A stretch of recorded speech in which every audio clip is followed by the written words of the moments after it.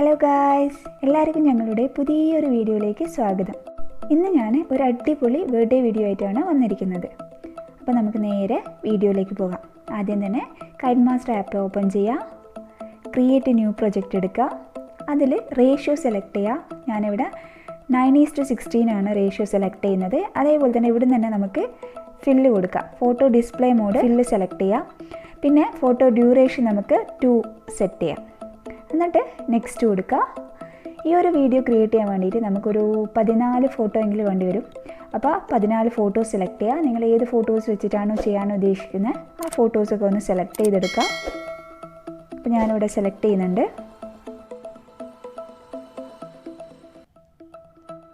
അപ്പോൾ ഞാനിവിടെ 14 photos select ചെയ്തിട്ടുണ്ട്. നമ്മൾ ഫില്ലിൻ്റെ ഓപ്ഷൻ സെലക്ട് ചെയ്തുകൊണ്ട് തന്നെ അത് സ്ക്രീനിൽ ഫില്ല് ചെയ്ത് വന്നിട്ടുണ്ട്.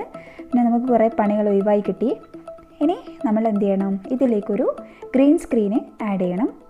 അതിന് വേണ്ടിയിട്ട് ലെയർ ഓപ്ഷനിൽ പോവുക, മീഡിയയിൽ പോവുക. മീഡിയയിൽ നിന്ന് എവിടെയാണോ ഗ്രീൻ സ്ക്രീൻ ഇരിക്കുന്നത് ആ ഒരു വീഡിയോ സെലക്ട് ചെയ്യാം.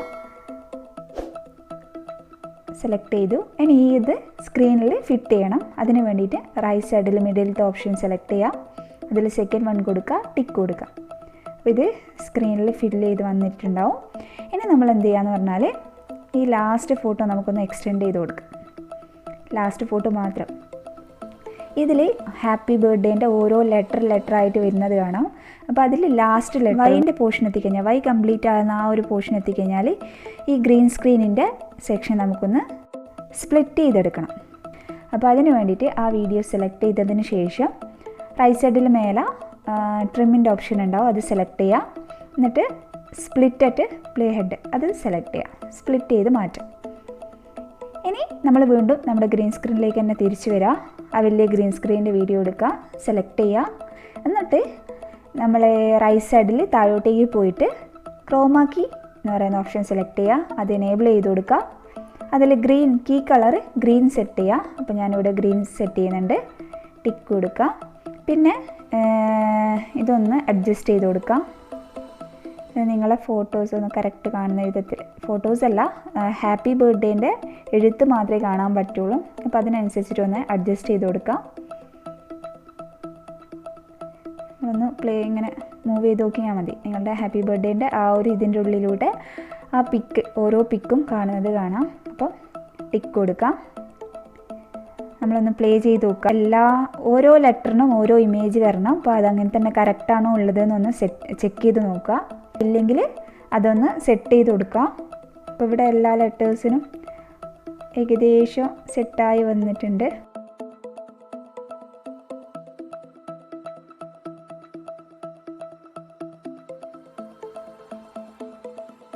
ഗ്രീൻ സ്ക്രീനിനെക്കാട്ടും കൂടുതലുണ്ട് നമ്മുടെ ലാസ്റ്റിലത്തെ ഇമേജിൻ്റെ ലെങ്ത്. അതൊന്ന് അഡ്ജസ്റ്റ് ചെയ്ത് കൊടുക്കുക.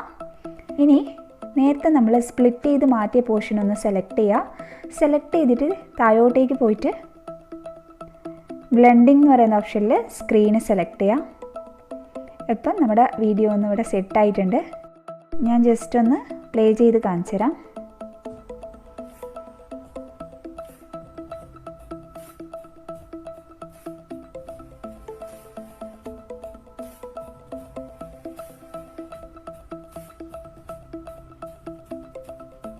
അപ്പം ഇങ്ങനെയാണ് ഉണ്ടാവുക.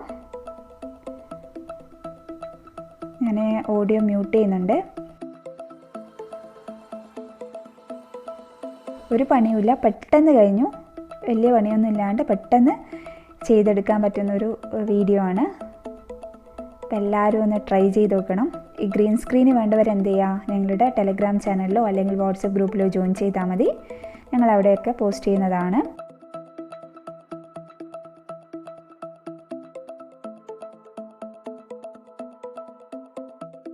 ഇങ്ങനെ നല്ല അടിപൊളിയായിട്ട് പെട്ടെന്ന് ക്രിയേറ്റ് ചെയ്തെടുക്കാൻ പറ്റും. ഇഷ്ടപ്പെട്ടിട്ടുണ്ടെങ്കിൽ വീഡിയോ ലൈക്ക് ചെയ്യുക. അതേപോലെ ഫ്രണ്ട്സിനൊക്കെ ഷെയർ ചെയ്ത് കൊടുക്കുക. നിങ്ങളുടെ അഭിപ്രായങ്ങൾ അറിയിക്കുക.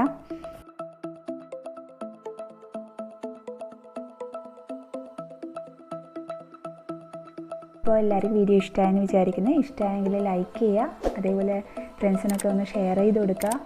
പിന്നെ കമൻറ്റ് ചെയ്യുക. നിങ്ങളുടെ അഭിപ്രായങ്ങളൊക്കെ കമൻറ്റ് ചെയ്യുക. അപ്പോൾ പുതിയൊരു വീഡിയോ ആയിട്ട് വരുന്നത് വരെ ബൈ.